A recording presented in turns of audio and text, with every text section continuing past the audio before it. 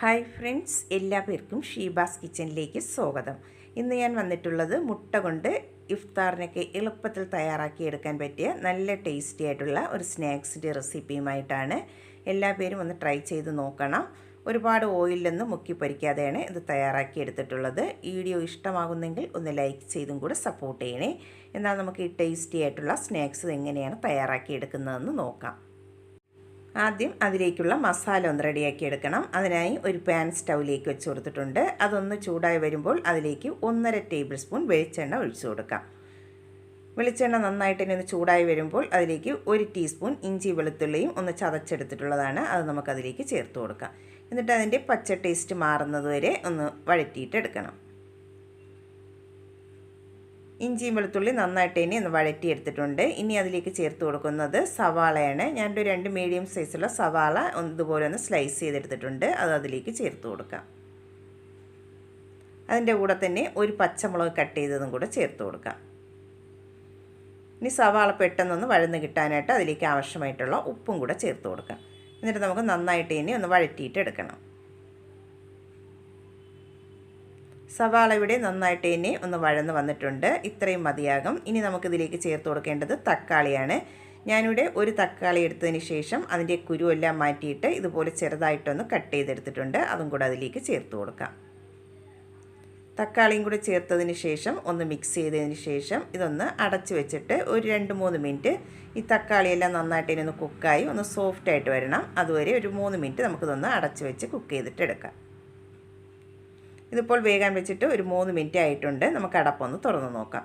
തക്കാളിയെല്ലാം നന്നായിട്ട് ഇനി ഒന്ന് കുക്കായി ഒന്ന് സോഫ്റ്റായിട്ട് വന്നിട്ടുണ്ട്. ഇനി നമുക്ക് ഫ്ലെയിം ഒന്ന് കുറച്ച് വെച്ചതിന് ശേഷം ഇതിലേക്കുള്ള പൊടികൾ ചേർത്ത് കൊടുക്കാം.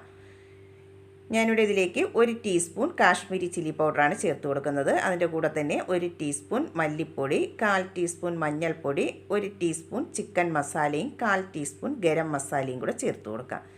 എന്നിട്ട് ഫ്ലെയിം കുറച്ച് വെച്ചതിന് ശേഷം ഈ പൊടികളുടെ പച്ച ടേസ്റ്റ് മാറുന്നതുവരെ ഒന്ന് മിക്സ് ചെയ്തിട്ട് എടുക്കണം.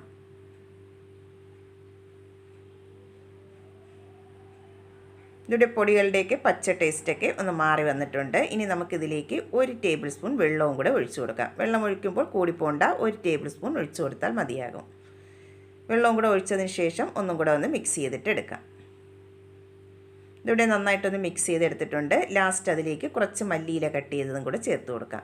മല്ലിയിലയും കൂടെ ചേർത്തതിന് ശേഷം ഒന്നും കൂടെ നന്നായിട്ട് ഇനി ഒന്ന് മിക്സ് ചെയ്തിട്ട് എടുക്കണം.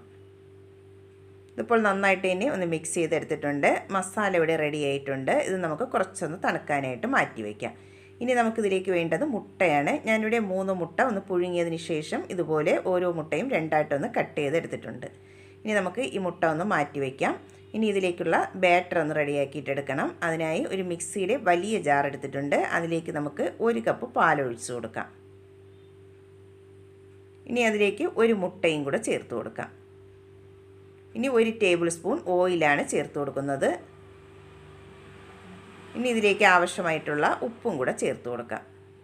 ഇനി 1 കപ്പ് മൈദയും കൂടെ ചേർത്ത് കൊടുക്കുന്നുണ്ട്. ഇതെല്ലാം കൂടെ നമുക്ക് നന്നായിട്ട് ഇനി ഒന്ന് അടിച്ചെടുക്കണം. ഇതിപ്പോൾ നന്നായിട്ട് ഇനി ഒന്ന് അടിച്ചെടുത്തിട്ടുണ്ട്. അടിച്ചെടുത്ത ബാറ്റർ നമുക്കൊരു ബൗളിലേക്ക് ഒഴിച്ചു കൊടുക്കാം.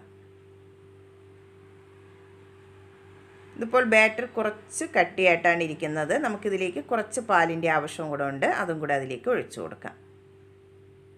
ഒരു 1/4 കപ്പ് പാലും കൂടെയാണ് ഒഴിച്ചു കൊടുക്കുന്നത്. പാലും കൂടെ ഒഴിച്ചതിന് ശേഷം നന്നായിട്ട് ഇനി മിക്സ് ചെയ്തിട്ട് എടുക്കാം. ഞാനിവിടെ 1 കപ്പ് മൈദ എടുത്തപ്പോൾ 1/4 കപ്പ് പാലാണ് ഇതിലേക്ക് ഒഴിച്ചു കൊടുത്തിട്ടുള്ളത്. ഇവിടെ നന്നായിട്ട് ഇനി മിക്സ് ചെയ്തെടുത്തിട്ടുണ്ട്. ഈ കൺസിസ്റ്റൻസിയിൽ വേണം ബാറ്റർ ഒന്ന് റെഡിയാക്കി എടുക്കാനായിട്ട്. ഇനി നമുക്ക് ദോശ ഒന്ന് തയ്യാറാക്കിയെടുക്കാം. അതിനായി ഒരു പാൻ സ്റ്റൗവിലേക്ക് വെച്ച് കൊടുത്തിട്ടുണ്ട്. അതൊന്ന് ചൂടായി വരുമ്പോൾ അതിലേക്ക് കുറച്ച് ഓയിലൊന്ന് ബ്രഷ് ചെയ്ത് കൊടുക്കാം. എന്നിട്ട് 1 സ്പൂൺ മാവ് അതിലേക്ക് ഒഴിച്ചു കൊടുക്കാം.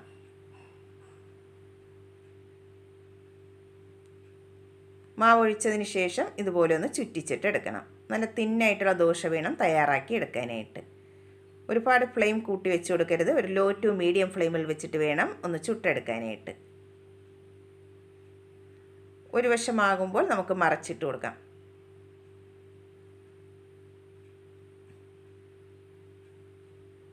ഇതിപ്പോൾ 2 വശവും റെഡിയായി വന്നിട്ടുണ്ട്. നമുക്കിനി പ്ലേറ്റിലേക്ക് മാറ്റി കൊടുക്കാം.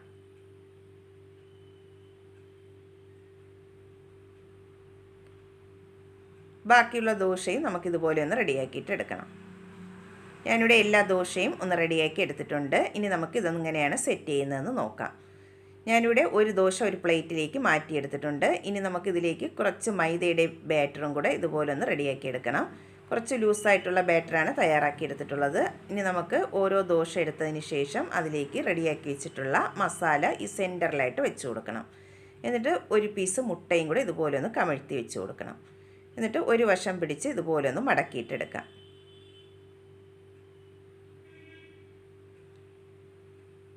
ഇനി നമുക്ക് റെഡിയാക്കി വെച്ചിട്ടുള്ള ആ മൈദയുടെ പേസ്റ്റ് ഇതുപോലെ സൈഡിലായിട്ട് എല്ലാ ഭാഗത്തും ഇതുപോലെ ഒന്ന് ബ്രഷ് ചെയ്ത് കൊടുക്കാം.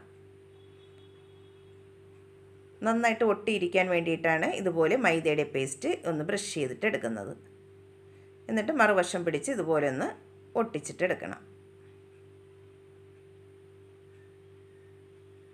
ഇനി രണ്ടറ്റത്തും കൂടെ ഇതുപോലെ മൈദയുടെ പേസ്റ്റ് ഒന്ന് ബ്രഷ് ചെയ്ത് കൊടുക്കാം. ഇനി രണ്ട് വശവും പിടിച്ച് ഇതുപോലെ ഒന്ന് മടക്കിയിട്ടെടുക്കണം. ഒരു ബോക്സിൻ്റെ ഷേപ്പിലാണ് ഇതൊന്ന് മടക്കിയെടുക്കുന്നത്.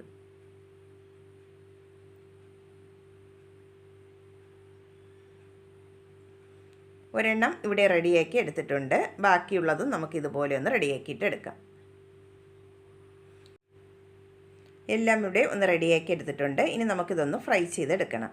അതിനായി ഒരു പാൻ സ്റ്റൗവിലേക്ക് വെച്ച് കൊടുത്തിട്ടുണ്ട്. അത് നന്നായിട്ട് ഇനി ചൂടായി വന്നതിന് ശേഷം അതിലേക്ക് 2 ടേബിൾ സ്പൂൺ ഓയിൽ ഒഴിച്ചു കൊടുക്കാം. ഓയിൽ നന്നായിട്ട് ഇനി ചൂടായി വന്നതിന് ശേഷം നമുക്ക് ഓരോന്നോരോന്നായി അതിലേക്ക് വെച്ച് കൊടുക്കാം. ഞാനിവിടെ ആദ്യം 3 എണ്ണമാണ് ഒന്ന് ഫ്രൈ ചെയ്തെടുക്കുന്നത്. എന്നിട്ട് ലോ ടു മീഡിയം ഫ്ലെയിമിൽ വെച്ചിട്ട് വേണം ഫ്രൈ ചെയ്തെടുക്കാനായിട്ട്. ഒരുപാട് ഹൈ ഫ്ലെയിമിൽ വെച്ച് കൊടുക്കരുത്, എന്നാൽ അത് കരിഞ്ഞു പോകാനുള്ള ചാൻസ് ഉണ്ട്. അതുകൊണ്ട് ഒരു ലോ ടു മീഡിയം ഫ്ലെയിമിൽ വെച്ചിട്ട് വേണം ഫ്രൈ ചെയ്തെടുക്കാനായിട്ട്. ഇപ്പോൾ ഒരു വശം ഒന്ന് ഫ്രൈ ആയി വന്നിട്ടുണ്ട്. മറിച്ചിട്ട് കൊടുക്കാം.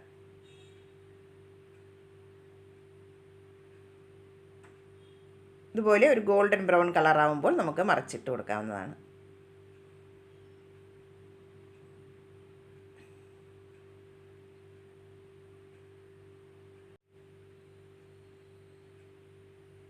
രണ്ട് വശവും നന്നായിട്ട് ഇനി ഒന്ന് ഫ്രൈ ആയി വന്നതിന് ശേഷം നമുക്ക് സൈഡും കൂടെ ഇതുപോലെ ഒന്ന് പിടിച്ച് ഒന്ന് മൊരിയിച്ചിട്ട് എടുക്കണം.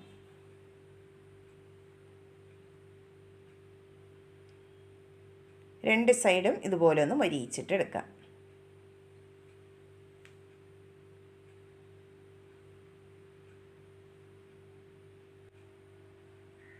ഇതിവിടെ നന്നായിട്ട് ഇനി ഒന്ന് ഫ്രൈ ആയി വന്നിട്ടുണ്ട്. ഇനി നമുക്ക് എണ്ണയിൽ നിന്നും കോരി മാറ്റാം.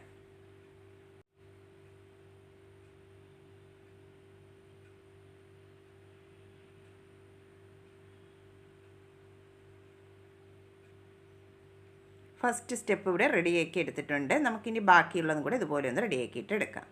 എല്ലാം ഞാനിവിടെ ഒന്ന് റെഡിയാക്കി എടുത്തിട്ടുണ്ട്. ഇനി ഇത് നമുക്കൊന്ന് കട്ട് ചെയ്തും കൂടെ നോക്കാം.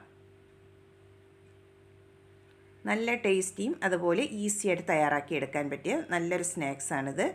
ഇഫ്താറിനൊക്കെ ഇതിൽ നിന്നും ഒരെണ്ണം കഴിച്ചാൽ മതിയാകും. വയറ് ഫില്ലാകാനായിട്ട് എല്ലാ പേരും ഒന്ന് ട്രൈ ചെയ്ത് നോക്കണം. എന്നിട്ട് ഫീഡ്ബാക്ക് അറിയിക്കാൻ മറക്കരുതേ. വീഡിയോ ഇഷ്ടമാകുന്നെങ്കിൽ ഒന്ന് ലൈക്ക് ചെയ്തും കൂടെ സപ്പോർട്ട് ചെയ്യണേ.